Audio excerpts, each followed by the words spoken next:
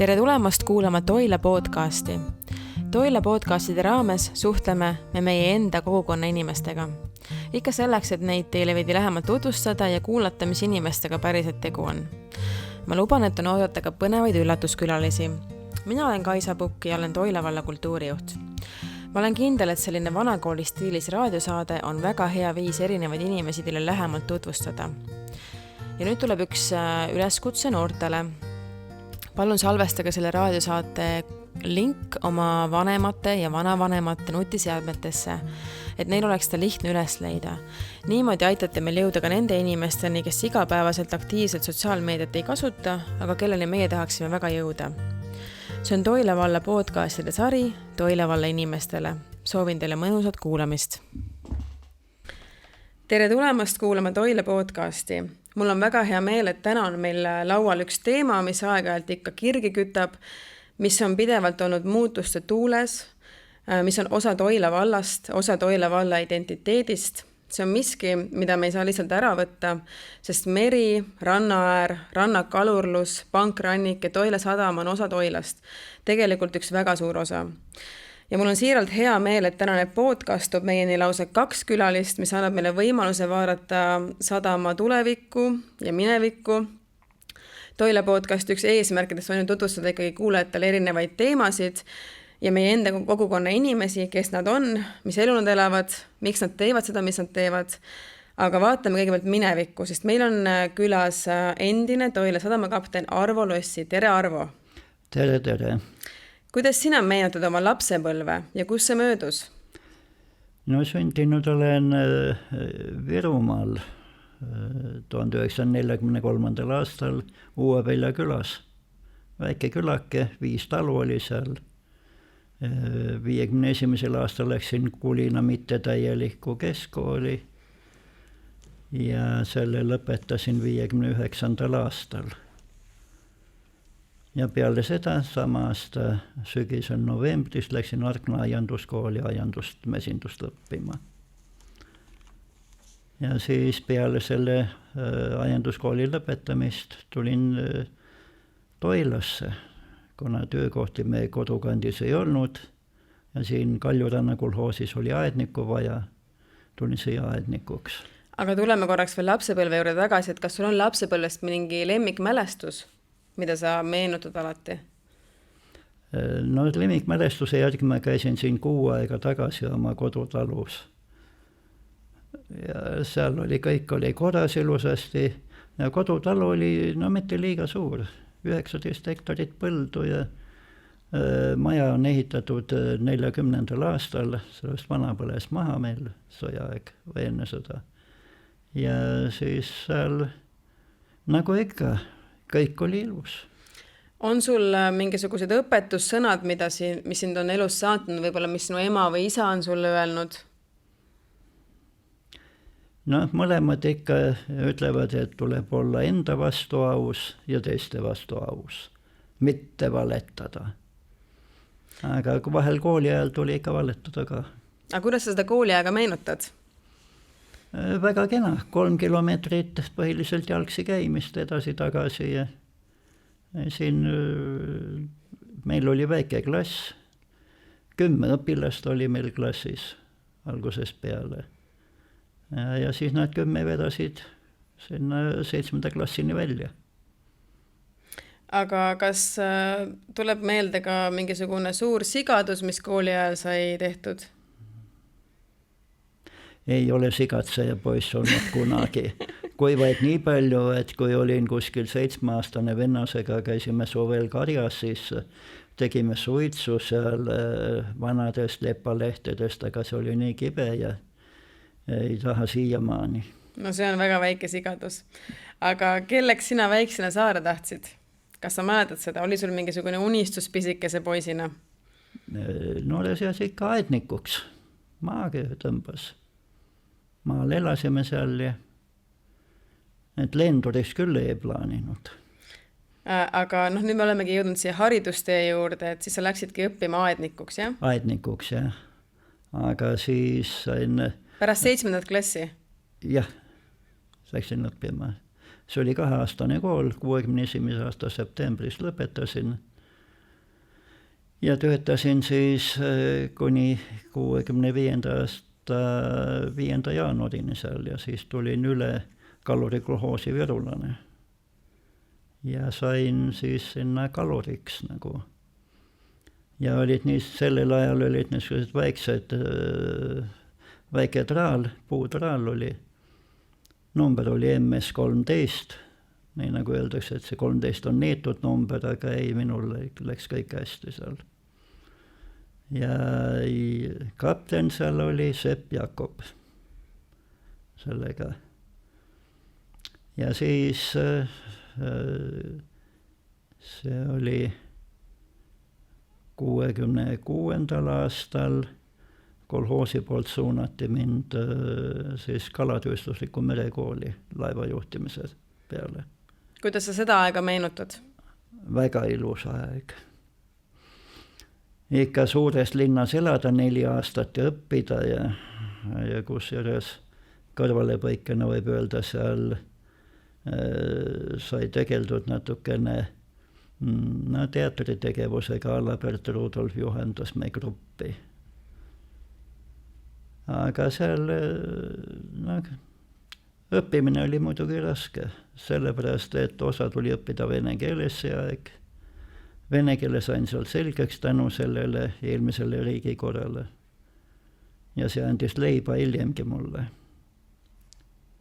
Ja lõpetasin merekooli siis 71. aastal ja tulin siis Virulasse tagasi.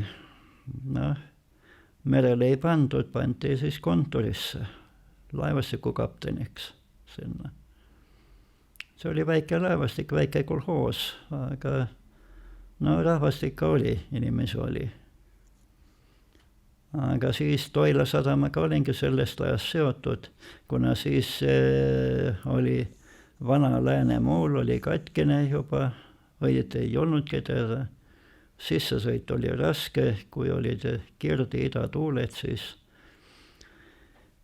põhiliselt, kui tuled sadamasse sisse, tuleb sõita, tuleb enam-vähem 90-kraadise nurgaga lääne kai suhtes.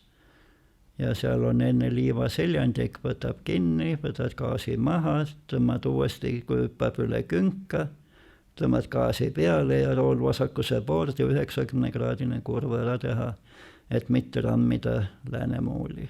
Sa räägid nagu une pealt kõik seda, on ju? Jah. Siigema. Aga siiamaani põlved varisevad iga kord. See oli niimoodi ränk. Hiljem ka, kui olid juba, hiljem tulid raudlaevad sinna MSTB tüüpi. Ega seal oli täpselt sama. Võtsid 200 meetri pealt too sisse täiskäiguga, nagu kinni võttis gaas maha ja selle inertsi jõul kergitab ahtri üles, läheb üle liiva künka, mis on seal need jõevoolu ja siis merevoolu abil tekkinud nagu. Ja seda süvendati ainult, kui ma eksu, vaid üks kord rohkem süvendatud. Aga peale süvendasest oli lust ja lillevidu sisse tulek. Kas sina mäletad oma esimest tööpäeva sadamakaptenina ja et milline see Toila sadam siis oli? No sadammuulid olid jah küll niimoodi, aga kui lühidalt kirjeldada, ta oli küllaltki korras sadam. Ta oli ikka palkidest ehitatud ja sadam ehitati minu arust juba 36. aastal Pätsi aeg. Ja need osa kivimuulisid on veel siiamaani peavad vastu sellega Läänemuul just, mis seal on. Ja kaldakindlustused sadamas, mis on mõlemal pool sadamat, on ka niimoodi. Ainult, et siis ta oli madalam nagu. Hiljem täideti seda ja siis remondi käigus. Kui see remont tuli sadamasse, siis süda ikka laulis mul kohe sees. Aga mitu aastat sa pidasid sadamakapteni ametit? Sadamakaptenina algul olin, kas oli että sadamakapteenina peale 71. ja kun tulin, kas oli 78 vai? No pikalt. Pikalt pidasin, ja. Kuidas selle aja jooksul, kui sa sadamakapten olid, siis sadam nii-öelda muutus? Ei, no siin nagu öö ja päev praegusega, mis siis ei olnud seda mitte võrreldagi. On tehtud need kõrged korralikud betoonkaid. Neid enne ei olnud, puukai oli kõik seal. Ja siis katusel alun oli ka seal, kus seal paadid nagu seisid. Ja. Aga paate oli küllaltki palju see aeg. Neid puutraali oli verulasel 12. Ja sõudepaate minu arust oli seal, kas oli 14. Et laevastik oli küllaltki suur. Aga kas laevastik mahtus ilusti sadamasse ära? Ja mahtus väiksed, alused olid seal. Ja. Sinu mantlipärija on Veiko Simm. Ja aga sa tead midagi ka enda eelkäijast? Minu eelkäija, kellelt ma üle võtsin, oli Rein Kaisla, kelleks läks oma ametilt ära. Ei saanud ülemusega läbi ja nendel ei laabunud see asi. Ja siis ma olin juba grupi invaliid, olin grupi peal. Aga ole hea, räägi meile mõni lugu ikkagi sellest oma sadamakapteni ajast, mida me võib-olla ei tea, mõni põnev lugu, mida on huvitav kuulata. Et mis põnevat sadamas juhtus? No sadamas ikka juhtub üsna palju asju. Üks oli see, kus Peterburis purjejahiga tuldi sisse, ilma seal Narva piiripunktist registreerimata, tuldi Toila sadamasse ja siis sadamakaptenina, jah, ma töötasin siis. Hommikul avastasin, et oli see purjekas seal, 6 inimest pardal, küsivad, et paluvad piirivalvekontrolli ja tollikontrolli Toila sadamast. Et see oli niimoodi, et šoki äärel olin. Nad tulid Narva-Jõesust mööda. Esimene piiripunkt on Narva-Jõesu sadamas oli, kus saab tolli ja piirivalvet vormistada. Aga seal nemad olid kutsunud välja, seal neid sadamat tahavad sisse tulla, aga ei vastatud raadiotelefoni kutsungile. Ja nad tulid edasi Toilasse sisse. Aga siis hommikul sai asjad niimoodi ära klaaritud piirivalvega ja siis et nad sõitsid Toilast välja ja läksid Narva-Jõesuusse ja sinna vormistama. Ja said ka vormistatud, jah, seal viisad ja kõik olid neil muidu korras. Meenub sul veel mõni lugu? Et täna on ju sadamas vaata merepäästed, kui on abi vaja, siis merepääste saab reageerida. Kuidas teie vanasti reageerisite? Kas mõni merehädalise lugu tuleb ka meelde? Ei, otseselt merehädalist ei olnud, aga kevadpüügil oli niisugune asi. Oli kastmõrdadega püüdmine ja seal olid suured kastmõrad, aga paadid olid niimoodi 5-6 tonni mahutasid. Aga kui juhtus niimoodi, et tuli sinna niisugune kalaparv sisse, mis ületas meie kandevõime paadil, siis tõmmati puhvaikamasti. Kes nägi seda, siis see paatkond tuli ka sinna välja laadima ja kaldale viima seda. Sellepärast, et raadiosidet meil omavahel ei olnud midagi, mobiile ei olnud ammugi see aeg veel sellega. Millised teil need omavahelised vestlused siis, kuidas sa said anda märku, et sul on vaja abi kaugelt näiteks? Mis teil veel olid sellised omavahelised suhtluskeeled nii-öelda? Tegelikult varustuses olid ju palsveierid, punane palsveier põlema ja sellega lehvitad, kui hädas oled. See oli kohe meresõidukoodeksis sees juba sellega. Iga kapten pidi seda teadma ja need ise olen sõitnud kaptenina merd 15 aastat. No traanlaevadel nagu kala püüdnud. Soome laht on läbi sõidetud Balti meri, nii palju kui Nõukogude Liidu veed lubasid sõita. Kas meri on südames? Jah. Aga kas sa oskad öelda, et millal ta tuli su südamesse, et millal meri võitis su südame? Ei, no see tuli juba emapiimaga, ema on muhulane. Ahaa, aga räägi veel natukene oma vanematest, et ema on muhulane, mis tööd ema tegi? Tema oli algul kolhoos, oli siis kolhoosis, hiljem sovhoosis vettvelsker oli. Ja kuni pensionini töötas selle ameti peal. Aga isa oli mitme ameti peal. Algul oli ta, kui väikesed kolhoosid, oli kolhoosi esimees ja kui juba tekkis nagu Vinni sovhoos, see oli suurem ettevõte, seal oli ehituskümnik ehituse peale, organiseeris sovhoosi ehitusi, karjalaudad ja sealaudad ja mis seal tuli ehitada, otsis töölisi. Kusjuures see aeg koha pealt ei olnud müüritöölisi saada, toodi Peipsi äärest, Peipsi venemehi. Need tulid, tegid oma töö ära ja läksid koju siis tagasi. See aeg. No siis ja kus ise proovisin ka kätt seinaladumisega, maja seinal. Vaatasin, see maja oli veel alles, kui 6 aega tagasi käisin kodukandis. Siis on ikka meri südames ja käib ju geenide kaudu. Aga mida sinu jaoks tähendab Toila sadam? Toila sadam on praegu Toila hing, võib öelda.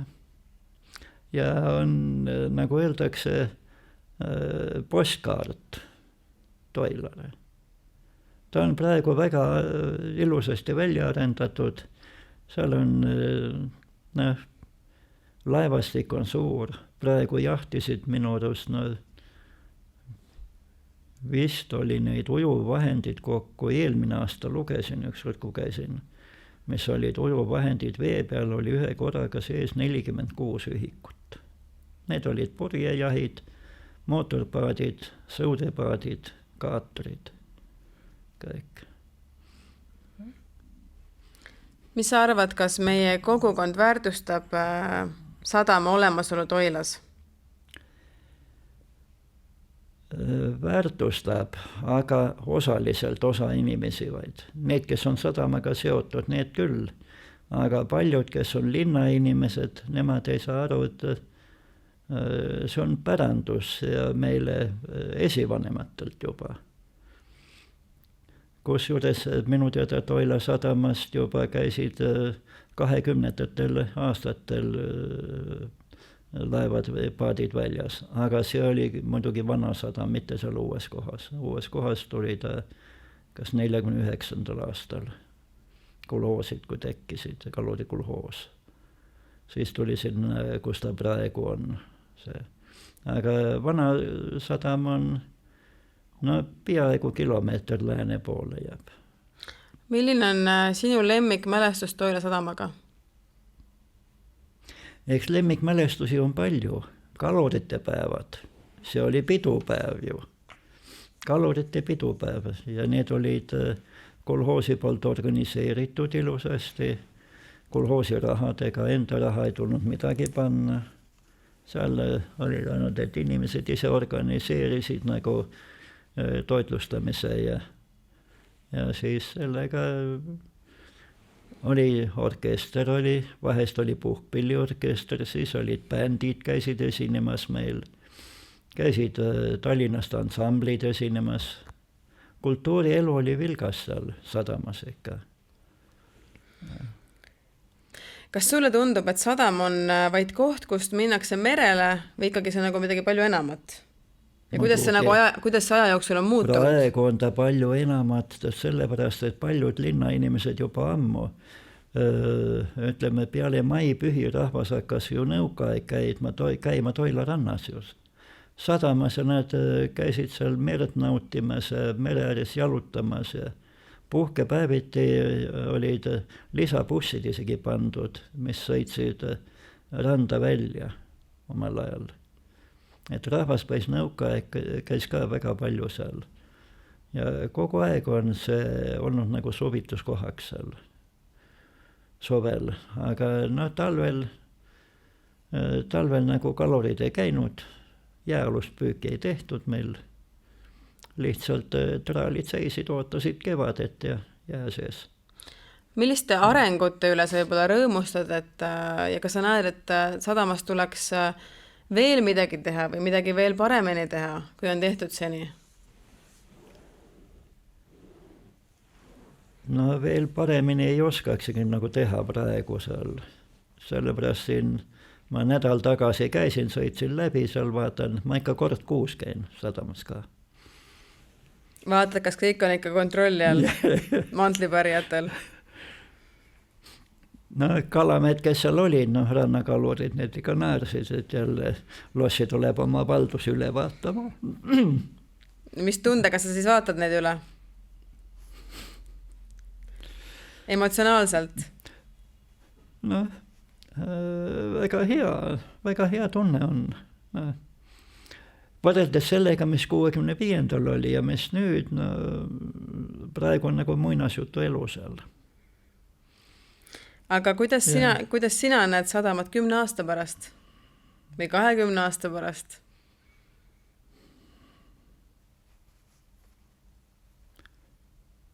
No selle kohta on üks unistus, et kui oleks niisugune võimalus, kunagi taheti teha ju, et süvendada seda farvaatorit nii palju, et väike kruiisilaev panna käima mööda põhjarannikut.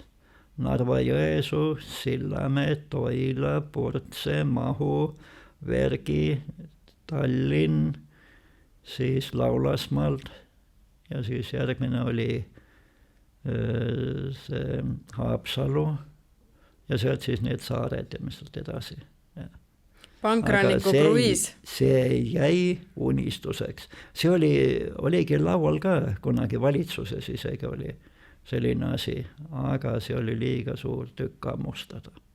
No täna on ju suur tükk ammustada, et saaks üle lahe Soomesse panna laevaliikluse tööle. Aga siin vahepeal käis ju meil, käis Kotka vahet ju Sillamäelt. Yeah. Sillamäe Kotka käis reisilaev, aga võt ma ei mäleta 2 aastat vist ainult, kuna ei olnud rentaabel, nagu, ei olnud kasumlik.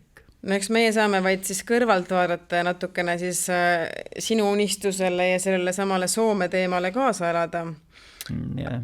Aga on sul veel mingisuguseid unistusi seoses Toila sadamaga, et Pankranniku kruiis kõlab väga ilusalt kuni saarteni välja? Ja kusjuures mul enda tutvusringkond on üle, no ikka mööda põhjarannikut ja niimoodi on sugulasi ja tuttavaid väga palju. Ja on Tallinna inimesi isegi saarte pealt, et nii mõnus oleks sõita. Saaks teha sugulaste kokkutuleku mööda Pankrannikut. Aga mis sa arvad oma järeltulijast, et sa ikkagi andsid ohjad üle päris noorele poisile ju? Aga selle järel tuli juba vanavanemaid ma tundsin, kui Toilasse tulin ja tema vanematega ma töötasin koos. Nemad, kui ma olin laevastiku kapten, tema vanemad või isa oli minu alluv ka. Ta oli ka traali kapten, MSTB kapten. Siis kui Veiko käis veel merekoolis õppimas ja aga Veiko kohta mul ainult kiidusõnu öelda. Noor mees, nagu öeldakse, et ei joo ja vist ei suitseta ka, siis nagu vanaja inimesed ütlevad tubli mees. On sul talle veel mingid õpetussõnad kaasa anda teile selles mõttes, et Toila sadam on ju selline projekt, mis on pidevas arengus ja jõudu ja jaksu on vaja, et võib-olla on hea, kui eelkäija ütleb mõned sellised head tugevad sõnad tee peale kaasa. Tee peale kaasa nii palju Veikole võin öelda, et selle põlvkonna inimesed on interneti inimesed ja selle kaudu annab väga palju teha. Nii et ma usun, et Veiko saab teha läbi interneti väga palju asju, saab teha Toila sadama heaks. Noor inimene, hakkaja inimene täitsa. Ja. No me hoiame pöialt. Süda rahul. Aga millega sa nüüd tegeled, et sa oled ju nüüd pensionil, et seda sa juba ütlesid, et sa 1 korra kuus vähemalt käid sadamas. Aga mis sa veel teed? Kuidas on pensionäri elu Toilas? Toilas on väga hea. ütleme, kodus, aias käin seal tegutsemas. No kasvuhoone, tervise poolest enam ei ole nii hea, kasvuhoone laenutasin naabrinale välja. Tema toimetab, vähemalt sees ei saa tühjana. Ja käin ikka jalutamas ja siis kui on üritustel käin, pargis käin kõndimas ja iga päev teen kuskil kas 2-kilomeetrise ringi, nii enam-vähem, ütleme, üks ring on niimoodi surnuaeda taga, siis on täpselt edasi-tagasi 2 kilomeetrit, et oma lähedased üle vaadata. Ja teine ring siis on ümber Toila küla 2-kilomeetrine ring. Nii et tervislik elustiil on populaarne? Jaa, on küll. Aga kuidas on pensionäri elu täna Eestis? Ma ei oska teiste kohta midagi öelda. Inimene tahab alati rohkem raha saada ja paremini toidetud olla ja paremad elutingimusi. Aga siin juba varem, kui sai kalurielu elatud ja merd sõidetud, siis sain endale korraliku maja ehitatud, et elamisega ei ole probleemi midagi. Ja pensioniga tuleb praegu välja ja siis teenistus on olnud ikka hea, kui meresõidu pealt on ikka korjunud midagi mustadeks päevadeks ka. Ühesõnaga võid rahul olla? Väga rahul. Ja kusjuures nüüd hakkasin eurooplaseks, sai pandud sisse õhksoojuspump. Ei pea kütma puudega? Ja. Aga millest sa unistad? Unistan sellest, et oleks Eesti pinnal ainult rahu. Väga ilus unistus. Ja. Aga Arvo, ma tänan sind sinu panuses sellel ametikohal ja et sa oled seda nii pikalt pidanud ja aitäh, et sa jagasid meiega oma mõtteid ja avasid seda sadamaelu telgitaguseid. Nii et aitäh sulle. Palun. Olge tugevad kõik ja terved ja hoitud. Aitäh sulle. Aga nüüd on meie külaliseks keegi olevikust ja loodetavasti ka tulevikust. Paneme korraks mineviku ukse kinni ja mul on väga hea meel, et lõpuks on Toila podcasti külaliseks tulnud ka praegune sadamakapten Veiko Simm. Pikk moosimine on lõpuks ometi vilja kandnud. Tere Veiko! Tere Kaisa! Kuidas sina oma lapsepõlve meenutad? Üdini Toila valla poiss ju. Mis ma meenutada siin on, tegime lollusi, jooksime õues ringi, loopisime palli, käisin merel, käisin purjetamas. Mis tänava poiss sa oled? Leppa, Püha ja Uue tänava poiss. Aga kuidas sa meenutad Toilat? Toila on päris palju nüüd muutunud 35+ aasta jooksul. Milline on sinu lapsepõlve Toila?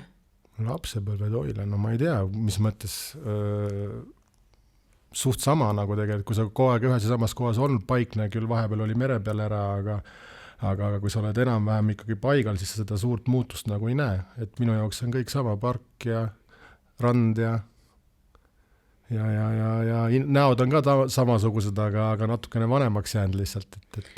Natuke rohkem kordse. Aga kuidas sa kooliaega meenutad? Mis on võib-olla mõned eredamad mälestused Toila koolist? Eks hea küsimus. Mälestusin palju. Et pigem ikkagi, isegi kui seal oli vahepeal võib-olla midagi negatiivset, siis võtad igalt poolt kaasa ainult positiivset, sama nagu sõjaväega, et kõik sõjaväe vastu, et ei taha sõjaväeke minna, aga pärast kui sõjaväest ära tuled, et tore aeg.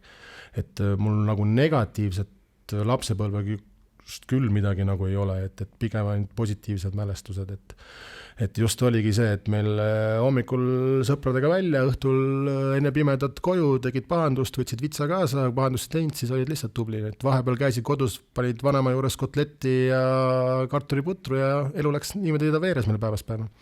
Aga ikkagi pahandusest rääkides, et kindlasti oli mingi sigadus ju, mille võiks nüüd julgelt üles tunnistada, et mis koolis tehtud sai siis? Või Oru pargis on keegi rääkinud ka varem podcastis, et mis Oru pargis tehtud on rumalusi? Eks ega me siin pigem tagasihoidlikud olid, et õunaraksus käisime, pirniraksus käisime, vahepeal mõne kapsapeaga sai küla vahel jalgpalli mängitud, aga siuksed nooruse uljaspäised trikid siis, et midagi siuksest meeletut me hakkama ei saanud siin, et võib-olla väike kulupõletamine ja siuksed asjad, aga siukene päris kriminaalse mineviku alla ei saa päris öelda, et seal oleks. Aga kas mõni õpetaja on kuidagi jäänud ka nagu natukene eeskujuks rohkem kui teised?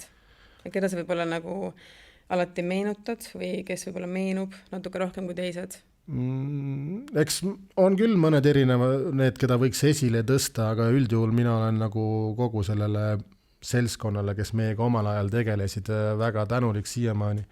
Et kuna nüüd ma ise ka väikest viisi lastega tegelen, siis ma saan aru, mis töö ja vaev see tegelikult on, et ei ole ainult töötunnid, mis sa oled koolis või trennis, et tegelikult see töö käib ju peale trenni ja enne trenni ka, et eks kõige eredamalt on Ip Lamp, kes meiega tegeles, meid võistlustele viis ja kes andis meile võimalus nädalavahetused, istusime saalis, antis meile kasutada ja vedas meid laagritesse ja et eks see Ip Lambi ees on see tänulikkus, ütleme siis niimoodi, et ütleme siis teine isa, võib niimoodi öelda. Ja samamoodi ka Põdra-Mait ja Koppel-Kaido, kes puretamisega tegelesid, et nendele ka väga, väga tänulik, aga üldjuhul jah, ma pigem suur kummardus kõikide õpetajate ja kasvatajate ees, kes meie nagladega kunagi tegeles. Ja siis on nüüd selgelt näha, kes on sind erinevate pisikutega nakatanud, et sinust on saanud just see Veiko, kes sa täna oled, aga tuleme tagasi väikse Veiko juurde, et kelleks sa väiksena saada tahtsid? Väiksena, ma ei tea, politseinik käis kindlasti läbi, aga kui ma nüüd hakkan mõtlema sinna keskkooli lõppu poole, see oli siukene sõbraraamat, mis oli. Mäletan. Igal pool, kui sa samamoodi sa kirjuta, kelleks tahaks saada, siis kui seda nüüd selle peale mõelda, siis ma alati kirjutasin seal, et ma tahan saada isaks, aga see pole veel õnnestunud. No, elu on veel ees. Aga politsei on ju ka hea unistus, kelleks saada, et enamus on tahtnud ikkagi saada prügiautojuhiks. Aga mis sai peale gümnaasiumit, et millised valikud sa tegid ja miks? Ja kas oli raske seda valikut teha, et võib-olla tänapäeval on päris keeruline jõuda selleni, et mis ma siis nagu elus üldse tegema peaksin, et võib-olla mis on su soovitus ka tänastele noortele, et kes on just valimas seda, et mida õppima minna? Ma ei soovitada väga raske, sest kui ma nüüd ise järgi mõtlen, siis mina vist sain alles 23 aastaselt aru, mida ma lõpuks siis teha tahan. Et minu valikud olid see, kuna mulle meeldis joonestamine ja mingil määral ka ehitus, siis mul olid valikud kas tsiviilehitus, rekreatsioon või siis meremehe elu. Et merega ma olen eluaeg seotud olnud, et need olid need 3 valikut. Ja läksingi alguses tsiviilehitust õppima. Aga kuna mulle meeldis ka sporti teha, siis seal TTÜs või TTÜ selle ajal, siis põhirõhk kandus nagu ikkagi spordi tegemisele ja üritasin seal meistriliiga võistkonda pääseda, et siis õppimine ei taha plaanile ja tekkisid võlad ja siis ma mõtlesin, et see õppemaks oli ka nii raske, et ega emal ja isal kerge ei olnud seda kokku kraapida ja siis mõtlesin, et ma lähen siis parem kindlamat ja turvalist teed, kus ma saan jälle väiksema vaevaga hakkama, ehk siis läksin Mereakadeemiasse, kuhu ma juba ennem tegelikult sisse sain. Et seal tuli mulle asjad nagu loogiliselt välja ja aga ütlen, Mereakadeemias läks ka mul 2 aastat aega, enne kui ma sõjaväkke läksin ja sõjaväes alles ma sain poole pealt aru, et kurat, Veiko, nüüd on aeg õppima hakata, et mul olid võlad ja asjad ja ma ei saanud stipendiumit, et peale sõjaväega kooli läksin, ma tegin 1,5 kuuga kõik võlad järgi ja hakkasin stipendiumit saama ja edasi kuni kooli lõpuni, akadeemia lõpuni olin ma pigem eeskujulik õpilane kui varem. Ma jäin praegu mõtlema, et tegelikult kõik need huvid, mis sa nimetasid, et mis sind huvitasid peale gümnaasiumit, tegelikult täna kõik saadavad sind ju. Ehitus saadab. Joonestamine mingis mõttes. Joonestamine, rekreatsioon, merendus, treenerina olen praegalt, mingil määral ka korraldame siin erinevaid üritusi ja merendus on jah. Et tegelikult on lahe, et sa oled nagu saanud jääda kõikidele omandele huvidele nii-öelda truuks ja need on ikka saadavad sind. Aga tulles selle mere juurde, siis võib-olla üldse nagu lapsepõlvest, et milline on sinu mälestus merega või kus see, nagu see meri tuli sinu ellu? Läbi kelle? No need simmid on juba, ma ei tea, mis aastast kalanduse ja merendusega tegelenud, vanaisa vennad, isa, onu, et eks sealt see kõik tulnud on, et ma juba väiksena käisin paadiga kaasas ja mäletan 15 aastaselt, kui räime lossisime seal kaldal, rasket kalakaste tõstsin kai peale. Et eks ta sealt tulnud, eredad mälestused ongi see, et kui natukene sularaha said, siis sularaha oli kalasoomustega veel kaetud, et vanasti ei käinud see asi nagu kõik läbi panga, et siis oli seda sularaha ja musta raha nagu rohkem liikvel, et ja rahal oli teine lõhn. Kalalõhn oli mul, jah. Aga ühesõnaga siis võib öelda, et vähemalt teie peres on küll see merearmastus käinud geenidega?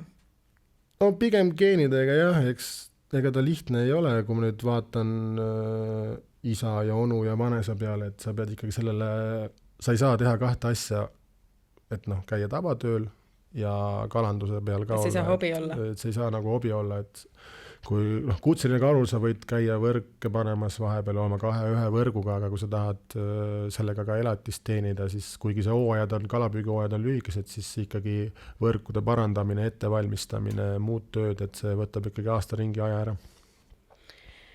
Aga peale ülikooli, mis siis oli sinu esimene töökoht?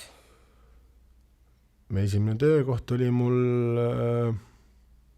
kadetina lend Ameerikasse ja sealt kohe siis üle Atlandi ookeani Euroopasse 9-meetrised lained.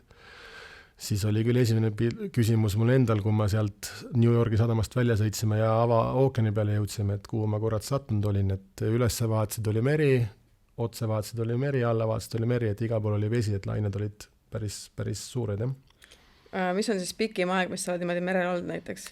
Oligi esimene leping tegelikult, kui ma kadetina olin peal, see oli peaaegu 6 kuud, et peale seda ma sain kohe ohvitseriks, laevaohvitseriks, tüürimeheks, et siis need lepingud läksid sinna 4 ja 3 kuu peale. Kas see tähendab, et kogu see 6 kuud olid merel või ikkagi vahepeal nagu käid ikkagi mandril ka? Ei, ikkagi sadamas olid, siis sai mandrile ka, et kui mina seda alustasin, see oli nüüd siit peaaegu juba palju ma arvan praegu, et 40 saamas peaaegu 15 aastat tagasi, et siis veel ei olnud seda internetti nii levimas ja igal ühel ei olnud oma seda sülearvutit ja sadamas seisuajad laevadel olid ikka pikemad ja mul kadetina vedas kohe, et mind millegipärast just tüürimehe elu sadamas on raskem kui mehaanika elu, mehaanikud teevad tavalise valge inimese tööpäeva 8-st 5-ni ja kella 5-st võivad siis linna peale minna. Tüürimehed peavad siis nagu olema vahis kogu aeg, sest nad vastutavad kauba lossimise ja laadimise eest. Et siis nad on 6-tunniste vahetustega on tekil tööl ja siis tekib siuke variant, et kui sa 6 tundi vahis, kas sa lähed nüüd 6 tunniks ja 4 tunniks linna peale, et pärast siis 6 tundi uuesti vahti minna. Aga kuna mina olin siis noor ja jõudu oli veel, ma pidin ka üle 6 olema ja mehaanikud alati ootasid mind ära, siis ma käisin mehaanikutega alati linna peal, kui võimalust oli. Et ma tegin ära kella 6-ni õhtul oma vahetus ära, siis mehaanikud said kõhu täis kenasti kella 5-st ja kella 6-st läksime kõik koos linna peale. Tulime 11 tagasi, mina läksin uuesti vahti ja nemad läksid siis puhkama.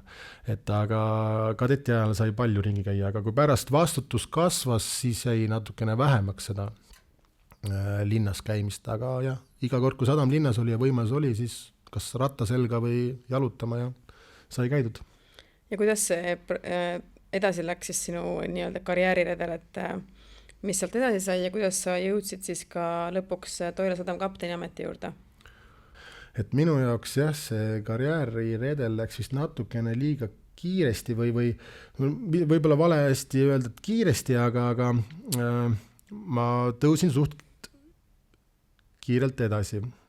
Et seal on siuke süsteem mere peal, et kui sa oled ühe lepingu lõpuni, siis kapten, kes on peal, kirjutavad sulle appraiseri ehk iseloomustuse ja nagu saadad firmale edasi, et kus sa oled. Mina esimesest lepingust saati ja hakkasin kohe saama siukest tagasisidet, et ma olen juba valmis järgmisele positsioonile minema. Et ei ole mõtet mind selle positsiooni peal kinni hoida. Ja siis ma tõusingi need esimesed astmed, tegelikult tõusin 2 kolmandast tüürimehest teiseks tüürimeheks tõusin ma 1,5 aastaga, ehk siis 3. lepingul ma juba sain teiseks tüürimeheks ja teiseks tüürimeheks. Teise tüürimehena sõites juba 3.-4. lepingul olin ma valmis siis vanem tüürimehena sõitma kaptenite arvetes. Aga lihtsalt positsiooni ei olnud, oli just niisugune rumal aeg, kus müüdi laevu ja oli liiga palju kaadrit, siis ütleme selle kohta. Et nagu positsiooni mulle anda ei olnud ja siis võib-olla lõpus see nagu mind natuke nüristaski, et ma ei saanud teha seda järgmist sammu, kuigi kõikide arvades ma olin juba selleks sammuks ammu valmis. Ja siis see nagu hakkaski mul peas kerima, et mida ma siis siin mere peal teen, kui mulle ei anta võimalust ja kuna ma olen siuke meeskonnamängija omast arust tavaliselt olnud ja lojaalne ka suht, siis mul nagu see mõte, et ma nüüd hüppan ühest firmast teise ka väga ei istunud ja siis mõtlesingi, et kurat, et proovin seda maa peal elu ka ära, sest et ma tegelikult olen suht ma ei tea, kuidas ma sinna mere selle pikama sõitu üldse jõudsin, et ma olen tegelikult suht kodukana, et see 4 kuud, lõpus ikka kõigega harjud, aga tundus vahepeal, eriti algusaegadel, et see on ikka päris pikk aeg, et kodust eemal olla, et korvpalli ikka sai mängida, sõbrad, perekond, et 2 kuud oleks normaalne veel olnud, aga 4 kuud oli minu jaoks natukene liiga pikk ja siis hakkaski see mõte kerima, et äkki tulen proovin kalda peale ja siis lõpuks jõudsingi kalda peale. Et see merelt äratuleku mõte keris ja siis oligi asja olnud niimoodi, et sain täpselt enne suve maha ja mõtlesin, et mul on 2 aastat umbes aega enne, kui mu dokumendid kehtivuse lõpetavad, et proovime selle kalda peal elu ära. Ja hakkasingi tööde kohta otsima siin, küll saatsin Tallinna, küll Ida-Virumaa ametitesse, aga eelistasin ikkagi merendusega seotud jääda. Ja väga Tallinnasse ei kippunud, sest linnaelu minu jaoks ei ole. Ja lõpuks siis ma jõudsingi sinnani välja, et ma sain Sillam sadamasse tööle. Sillam sadamas vahetuse vanemaks, ehk siis vastutasin laevade lossimise ja laadimise eest, et nüüd ma nägin seda elu teiselt poolt. Enne ma nägin laevast, ma ei saanud aru, mida need mehed seal kalda peal ajasin, olin laeva poolt seisin, nüüd ma olin vastas leeris, et olin kaldameeskonna poolt. Ja 1,5 aastat siis sain seal Sillamäel olla, ennem kui ma sadamasse jõudsin siis. Aga selle kõrvalt ma juba tegin purjetrenne, et Toila valla spordi- ja kultuurikeskuses sai purjetrenne tehtud. Et isegi selle ajal, kui ma merel olin ja suved sattusin kodus olema, siis ma juba vaikselt lastega tegelesin. Ja siis see mõte keris, teine mõte, et äkki peaks nagu sellele asjale rohkem pühenduma purjetreeningutele, aga graafika alusel on väga raske teha. Ma olin Sillam sadamas graafiku tööl, 2 vaba ja siis kogu aeg lastel olid trenniajad muutuses, kui tulid öisest vahetusest, mul ei olnud endale energiat, et korralikult tegeleda. Ja siis Arvo Lossi hakkas pensionile mineku mõtteid mõtlema. Ja siis tuligi siukene pakkumune, et äkki tuleksin mina ise Toila sadama kapteniks. Väga pikalt ei pidanud mõtlema, eks oli jälle kahju Sillam sadamast ära minna. Meeskonnamängija, nagu ma olen veel ühe korra toonitan, et oli raske ära öelda, aga lõpuks siis ma mõtlesin, et see sadama koht on minu jaoks tegelikult ideaalne. Ma saan natukene isalabis olla kalapüügiga, ma saan purjetrenne läbi viia ja ma olen, nagu ma soovisin, merealaselt ikkagi seotud merendusega, sadama kapten ja muidugi eks see Toila sadam on alati hingelähedane olnud, et kodusadam on ikka kodusadam.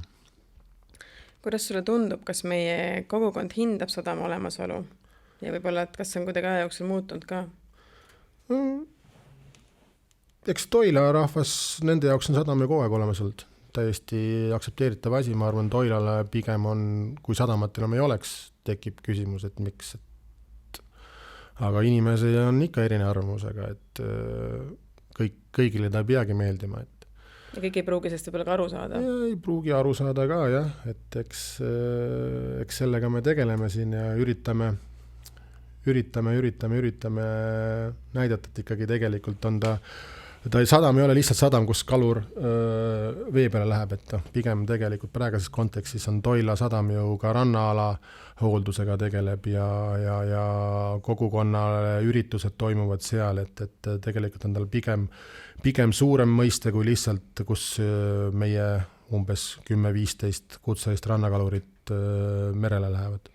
Kas Toila sadamas on midagi sellist, mida mujal Eesti sadamates ei ole või mille poolest Toila sadam on erilisem kui mõni teine sadam? No eks siin on natuke seda ajaloolist aurat ole, see Pätsi loss sadamkapteni maja, mis meil plaanides on kunagi taastada. Natuke erilisemaks teeb ka see, et meil see rannaala siin tegelikult kohe kõrval on, et tavaliselt hoitakse neid lahus.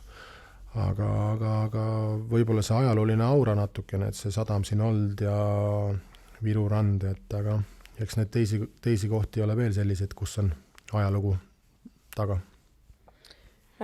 Kuidas sina näed, et milline on tegelikult Toila sadama potentsiaal täna ja milline võiks olla selle laiem mõju üldse Ida-Virumaale?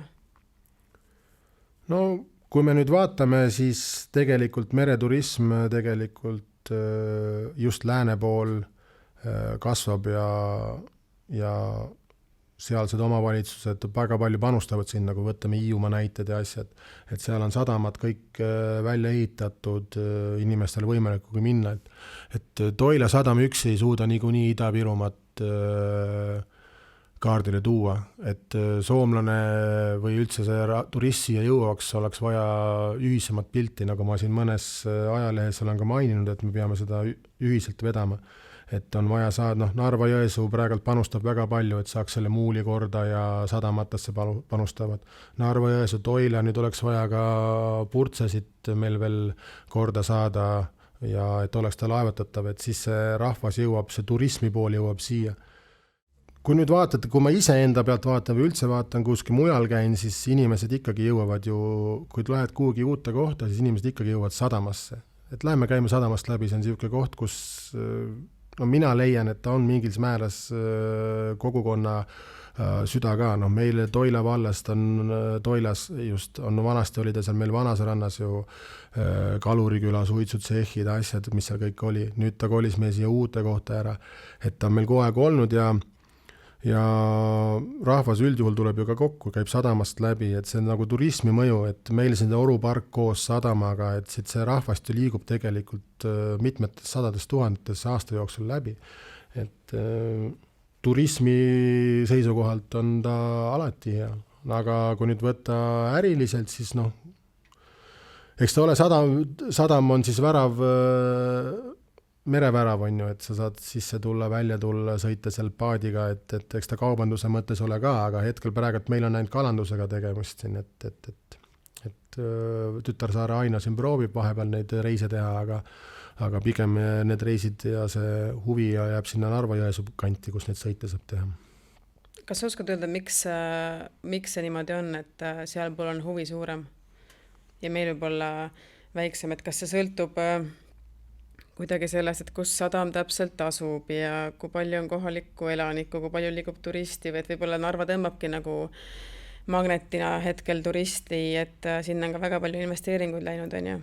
No muidugi see kõike mõjub, et kui nüüd vaadata Toila sadamat 10 aastat tagasi, kui meil oli seal tolmune muruplats ja asjad, et kui infra on siukene, siis rahvas ei tulegi sinna muidugi.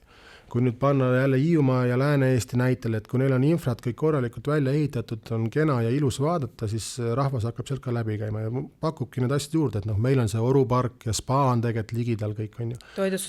Toitlustuskohad on asjad olemas, restoran nüüd 2 aastat juba toimib ja järjest minust veel paremini läheb salong, et on inimestel suvel ka, kus natuke aega veeta, et Narva-Jõesuu muidugi, mis ta kutsub, ilusad promenaadid, asjad, et me ise oleme ka mitu korda sõidad paadiga, sõidad sinna, paned sinna kai äärde ja lihtsalt lähed jalutad, on ju edasi tagasi selle ilusa ilmaga. Sillamäe samamoodi, aga Sillamäele väike laevaga ligi ei saa, et sinna on suurte laevadele.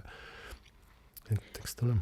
Et Toila sadama eripära kindlasti plussid ongi see, et kõik, mis seal nii-öelda veel ümber on, et mis lisaväärtustena on, et ma mitte ei tule ainult sadamasse, vaid ma leiatan pargis ka, külastan kõiki neid atraktsioone, mis on siis mõeldud vaba aja veetmiseks, aga me rääkisime, et inimesed jõuavad sadamasse, aga kui palju täna jõuab noori sadamasse, kes on siis seotud erinevate merega seotud tegevustega või on kaasatud tegevustesse? Tegelikult see arv on päris suur.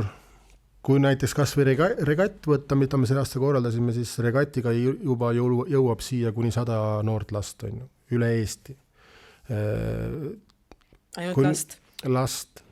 Et sinna veel lapsevanemad ja kõik juurde, et see mõju on tegelikult suurem. Kui sa nüüd vaatad, mis toimub kooli algusel üleval küla parklas, kui palju on neid busse, Kohtla-Järve lapsed, kõik käivad siin pargis, sadamas, rannas jalutamas. Koolide poolt on huvi, tullakse mereohutuse, merepäästega tutvuma, et iga aasta käivad klasside viisi, käivad erinevates koolides, käivad noored sadamas mereohutusega, üldse merendusega tutvumas. Puretamine, no puretamises minul nende nüüd 5-6 aasta jooksul on käinud trennidest läbi, julgelt võin öelda, üle 100 lapse, aga kahjuks see puretamine on natuke spetsiifilisem, et kõik ei jää sinna püsima, et üle Eesti on see probleem, et umbes 2/3 lastest no lihtsalt kes on liiga vara tulnud trenni, ei saa hirmudes kohe üle, ja siis kaovad selle puretamise juurest ära, et praegult on meil üks Toilas koos paari Jõhvi lapsega umbes 30 noort puretajat, kes sellega tegelevad suvel peaaegu praktiliselt igapäevaselt. Et neid noori tegelikult jõuab sinna ja nüüd töötame selle nimel, et praegult noor on kuni 26-aastane laps siis või kuidas ma ütlen, inimene, et meil on küll puretamise osas on kaetud see algtase, et nüüd me loodame, et me saime juba rahastust, et leiame ka oma finantseeringut, me saame katta selle 14 aastat kuni 26-aastaste laste osa, et lapsi rohkem puretamise juures hoida ja pikemalt. Õnneks on lootust ju, et need väiksed kasvavad ka sinna vanusesse suureks, on ja? No jah, see ongi, et nendele, kui nende see puretamisteekond ei lõpeks ära 14 aastalt, et nad ei ole paati, on 2 paati ja 9 last käib trennis selles vanusegrupis näiteks, et siis 2 tükki saavad sõita ja 7 tükki siis peavad vaatama pealt.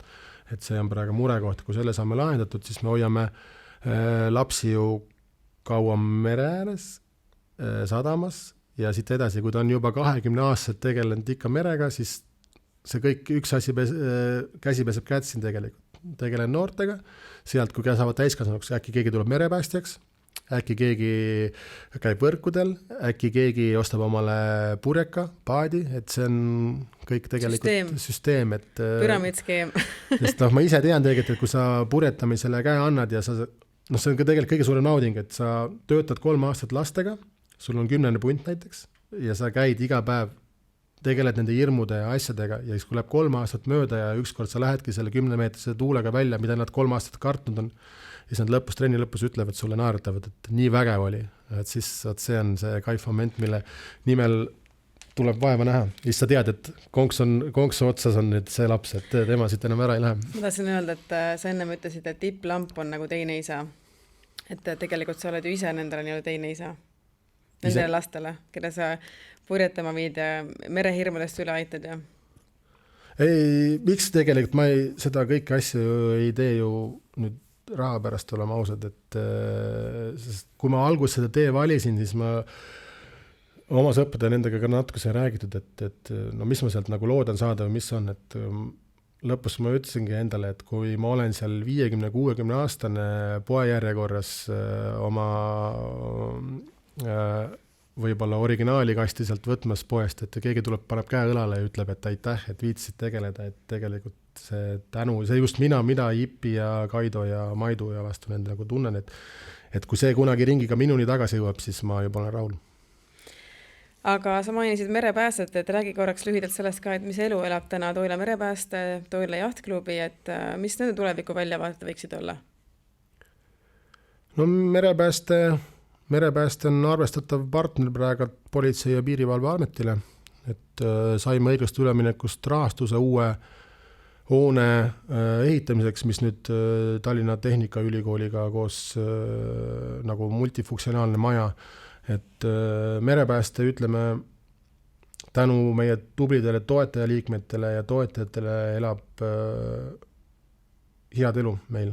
Kuna me oleme üks asutajaliikmeid Toila merepääste üldse, siis me tuuakse igal pool eeskujuks või näiteks, et me arvame, et me oleme Toila merepäästega, meie varustuse tehnikaga oleme Eestis ühes eesrinnas, et ma ei saa, eks ühingu seesed ikka väikseid kitsaskohti või probleeme on, tegeleme nendega. Praegult suurim probleem on see, et liikmeid on hakanud vähenema, aktiivseid liikmeid, et lähiaastal peaksime selle arvu veel siin 4-5 inimese võrra suurendama, et meil on kindel tunne, et kui väljakutse tuleb, siis meil on alati kõik, kes reageerivad. Siiamaani me pole ühelegi reageerimisele mitte reageerimata jätnud, sest me oleme alati meeskonna kokku saanud 30 minuti jooksul nagu peab, aga noh, praegu sisetunnetus mulle ütleb, et see õrn jää on, et ükskord, kui keegi on 3 inimest on Tallinnas tööalaselt või mida iganes ja nad ei jõua lihtsalt reageerida, siis võib õnnetult juhtuda. Aga noh, see on siuke tumedam, mina alati mõtlen, et negatiivsed variandid alati endal liiga pikalt võib-olla ette, et seni on kõik hästi ja tegelikult 11 liiget, 2 tuli veel juurde, 13 liiget me peaksime selle praegu hetkel ära katma kenasti. Aga eks tuleb sellele ennetamisele juba varakult mõelda, on ju? No ennetamisega tegeleme kogu aeg ka, jah. Aga jahtklubi noorteosakond on tublit, käivad üle eestilistel võistlustel.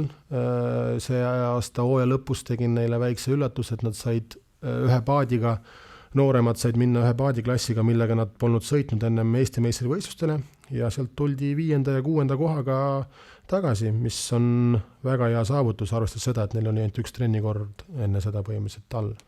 Et noortega tegelema, noortel seis on hea, täiskasvanuid liikmeid on, aga täiskasvanutel oleks vaja veel leida mingi väljund, et nad rohkem vee peal käiksid. Kas sinus on see uhke treeneri tunne? Mis on see uhke treeneri tunne? Et sa nimetasid, mis kohtadega lapsed tulevad võistlustelt? Ei ole, ma olen väga kriitiline tegelikult selle koha pealt. Ma tean, milleks need võimalused on, et lapsed, et nad on näidanud üksikuid häid sõite, et mulle, kui nüüd ma tagasi vaatan ja enam ei ole seal Maardu järve peal ja ei ole võistluste keskel, on ju, siis ma ütlen, et tegelikult on tubli tulemus vähese treeningu pealt sinna saada, aga kui ma seal ise koha peal olin, ma näen, mis otsused nad teevad, millest me kõik trennides rääkinud oleme, trenni teinud oleme, mis sest teise paadiklassiga, aga põhimõte jääb samaks, siis ma arvan, et sealt oleks võinud tulla ka medalid meile. No, alati on tulemas järgmine suvi, uus hooaeg, uued võidud. Aga ma tulen korra sadama juurde tagasi natuke detailsemalt, et võib-olla sa tooksid kuulajateni võib-olla mingid olulised faktid, mida sa pead oluliseks öelda, et võib-olla seda sadama elu avada, et mitmele näiteks kalurile täna tööd pakutakse, millist kala püütakse, mitu tonni kala, kuhu see liigub, mis on sinu enda mõttes nagu oluline asi, mida sa võiks jagada kuulajaga või siuke huvitav info, kes on sadamast väga võõras ja teab ainult siuke asi eksisteerib, on ja võib-olla ei jõua sinna tihti? Jah, hea küsimus. Mis kell kalale minnakse? No, need on kõige paremad kõned hommikul kell 6, et tere, et kas täna kala saab, kui ma ise veel voodis olen ja siis küsid, et tead, et tormipäev on ja välja ei saa ja väljas tuul ulub ja siis küsid, et kas te õu olete vaadanud või? Ei ole. et jah, et tegelikult tormiga ju kalur välja ei lähe, aga Toila sadam on Põhja-Eesti lossitava koguse poolt üks suurimaid sadamaid, kui kõige suurem sadam. Okei, selle arvu ajab suureks see, et meil on räimepüük, põhiline elatusallikas siin kaluritele, sest muud kala, ahvenat ja lesta ja kõik on lihtsalt nii väheks jäänud. Et räimepüük on see, millega tuleb siis aprillis, mais aastane elatis põhimõtteliselt ära teenida kaluritel. Et suvel siin natukene ahvenat saab, aga need kogused on lihtsalt nii väiksed, et põhimõtteliselt kaluritele endale ja mõni küla vahel, kes hommikul sadamasse tulevad, need saavad. Ja nüüd siis kevadel, sügisel on siis forelli ja lõhepüügi aeg. Et mis kell kalurid vee peale lähevad, seda on väga raske öelda. Oleneb ilmast, nende enda tujudest, kes käib tööl mujal, kellel lihtsalt muud tegemised. Aga alati tasub mingi 8-9 aeg sadamast läbi käia, kui värske kalaisu on. Et siis, kui see päev ei näkka, siis võib-olla mõnda kalurit ikka näed, küsid, millal nad uuesti lähevad ja et võib-olla see olekski, mida tahaks teistele öelda, et kui kellele kala meeldib, et siis vahepeal tuleb mulle üllatusena, et inimesed ei tea, et Toila rannas saab tegelikult värsket kala. Et eriti räimepüügi hooajal, et tulge läbi, võtke mingi kaluril sabast kinni, küsige, mis kala liigub, kas saab ja kui see päev ei saa, siis nad vähemalt võtavad teie numbri ja helistavad teile järgmine kord, kui kala on olemas, et te saate selle kala ikka kätte. Palju meil kalureid on? Kalureid, kui nüüd võtta kaluril ja kutselise kaluris on vahe, on ju, et ütleme kutselise kalurid, kes on siis, kellel on ajaloolised püügiõigused, neid on meil tiba alla 15. Aga kalurid, kes tulevad Pasanova paadi vette, lähevad niisama õngitsevad või käivad ühe võrguga harrastuskalapüüki tegemas, neid on veel omakorda trupingud sinna juurde, et neid väikse sadama kohta 20-25 kalurit ei ole väga paha. Sa ennem mainisid, et sa ei tee seda kõike nii-öelda raha pärast.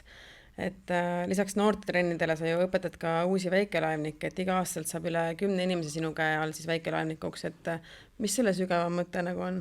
Ma saan aru, et mingi joonestamise teema on siin nagu mingi natukene. Kaarti peab joonestama, kaardi peale peab joonistama. Tuli mul seos kohe selles mõttes ennem. Saan meeles pidada, kuidas need kaarditööd käivad, et äkki peab suurele merele tagasi minema, kui siin sadama kapteni koht ära võetakse käest. Aga võib-olla õpetad nii palju väikelaevnik, et ei mahu enam sadamasse ära? No ma ei pea neid õpetama, juba praegult on sadam on täis, et see on sadama teine probleem, et miks sadam ei jõua. Oleme suure tööna saanud peaaegu nulli need asjad, keegi võib öelda, et jah, et seal on juures parkimistasud, mis tulevad on ju sadamale sisse, et see hoiab meie selle eelarve nullis. Aga sellel teemal ma praegu pikemalt ei peatuks, aga sadam pikas perspektiivis peaks olema ise majandav. Meie oleme saanud nulli, aga mis meid veel takistab on see, et meil puuduvad kaikohad.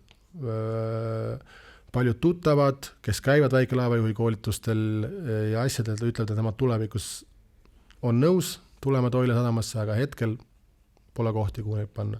Ja aga ma parandan ka, neid on tegelikult keskelt läbi aastas 20 väikelaevajuhti, kes käivad kursust läbi. Excuse me. Jah, saad andeks seekord. Aga miks sa küsid, et see on sügav mõte on see sama, mis ma jõudsin ennem sinna noorte püramiidskeem on see. Et tuleb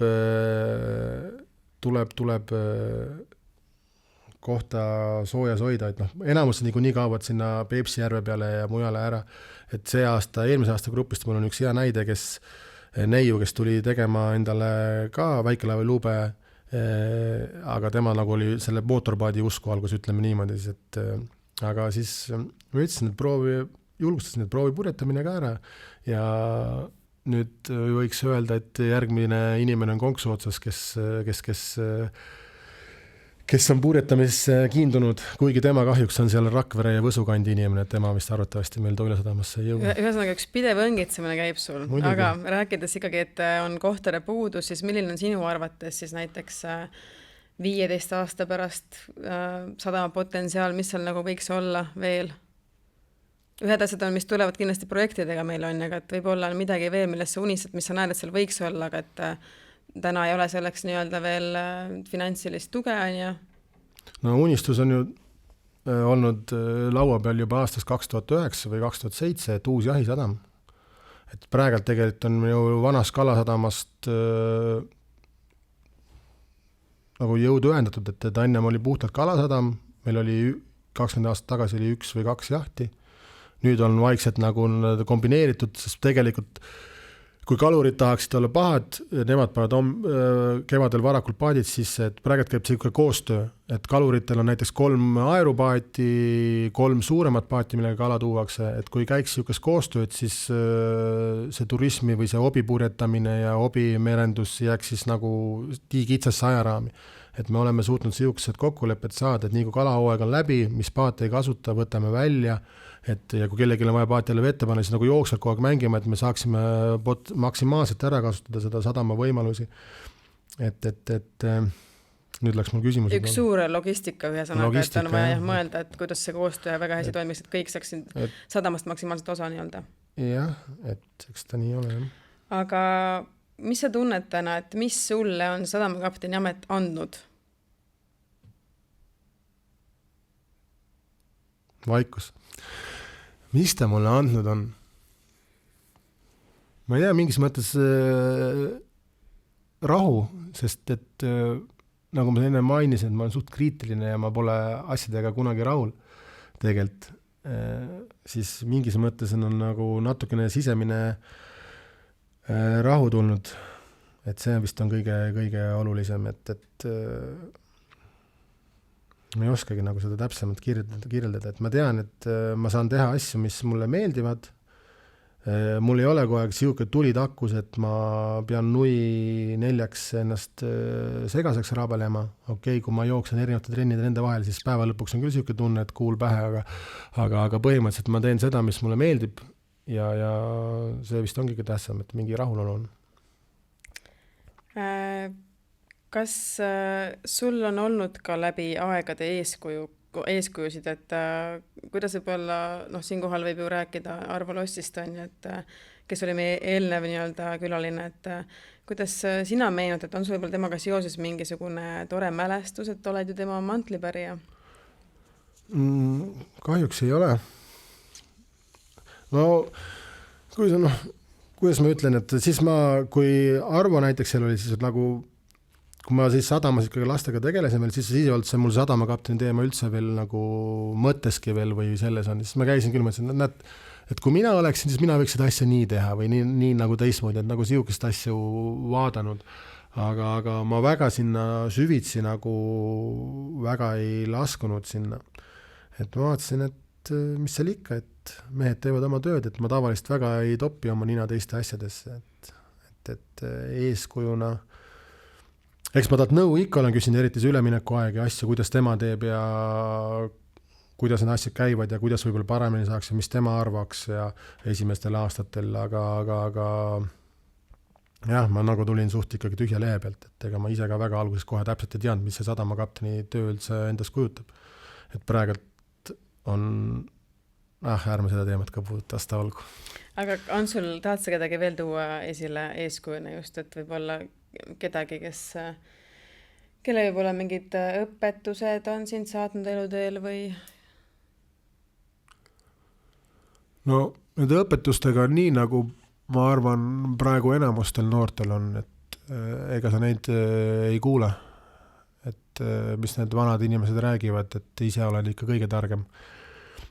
Nüüd ma tagantjärgi tarkusest võiks öelda, et nii mõndagi asja oleks võinud kuulata, et tee korralikult trenni ja õppimise teema ka, et õpi ja eks neid tagantjärgi tarkusi ei ole. Käi noorena sõjaväes ära, et ei peaks 3-4 aastat jooksma arstide vahet. No okei, mul olin natukene vigane ka oma põlve pärast, aga et pigem oleks selle 18 aastaselt ära käinud, võib-olla oleks 5 aastat varem mõistus peas olnud, et mina soovitan küll kõikidel noortel, et kui ei tea, mida teha, mine käi sõjaväes ära, poistele siis ma räägin.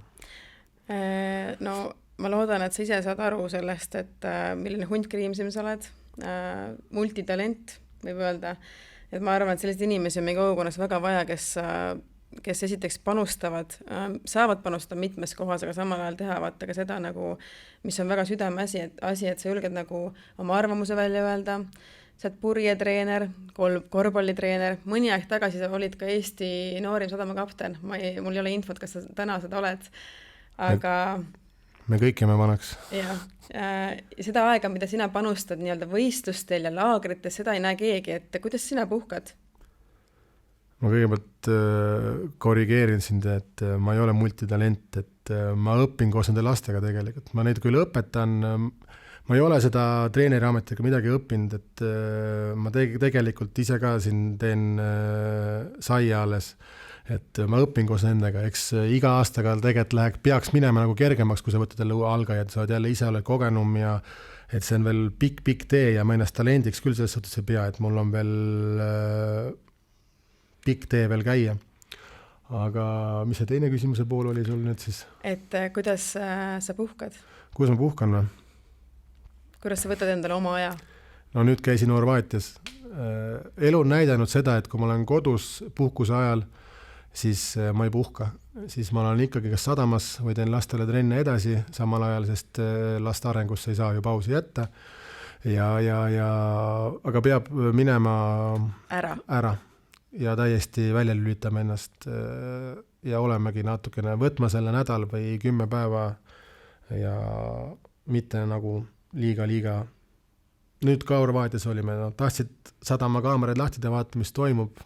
Ei, kurat, ma parem ei vaata. Et mingi aeg ikka tuleb see peale, kas kõik on kontrolli all, aga ta võimalikult kaugel telefonikõnedele ei vasta, meile loed minimaalselt, et siis saab nagu puhata. Aga igapäevaselt puhkan siis, kui lapsed teevad trennis hästi kaasa ja trenni energia on hea, siis nagu sul tekib endal siuke heaolu ja siis on väga lihtne kõik need asjad. Ja eks ma käin ennast korvpalliplatsil välja elamas natuke veel nii palju, kui kannatan mängin, et kõik teavad, et ma olen tegelikult korvpalliplatsil natuke teistsugune inimene, kui ma tavaelus olen, et eks ma lasen oma karu ja emotsiooni seal platsi peal välja siis. Kas korvpallis oled sa juba nüüd selline veteran, pensionär?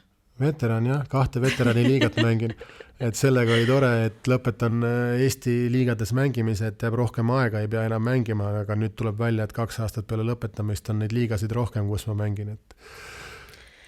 Ma arvan, et see peaks pahaks panema, kui keegi ütleb sulle, et sa oled talent ja et tänapäeval ei peaks ka pahaks panema seda, et mina räägin tolliametnik, tollipaberite ja kultuuritöötajani, et eks me kõik õpime ja minu arust see praktika, mis sa elus saad, on mõnikord hoopis annab sulle teistsuguse väärtuse, teistsuguse nägemuse, kui sa ei tea seda teoreetilist põhja kohe algusest peale. Aga viimane küsimus on see, et millest sa unistad? Millest ma unistan? Ma unistan, et ma saaksin oma maja valmis juba 2 aastat juba ehitan, oma esivanemate maja üritan valmis saada, aga ehk järgmine aasta saab sisse sinna Toila. No me kõik hoiame sulle pöialt. Suur aitäh sulle, et sa täna siia Toila podcasti tulid. Ma väga loodan, et me saime üheskoos kuulajatele avada sügavamalt Toila sadama tõelist olemust ja seda, kes sina oled ja milline on olnud eelkäijate panus. Ja aitäh sulle sinu sellise pideva aususe eest ja et sa teed kõike südamega, et oled suureks eeskujuks kogukonna inimestele. Suured tänud. Hea kuulaja, aitäh sulle, et sa võtsid aja ja kuulasid. Me oleme tõesti väga-väga tänulikud. Ja meie podcastide sarja osas võib julgelt teha vihjeid, kellega teie sooviksite, et me saared teeksime. Minu kontaktid on selle podcasti juures leitavad. Mõnusat päeva või õhtu jätku ja veel kord suur aitäh kuulamast.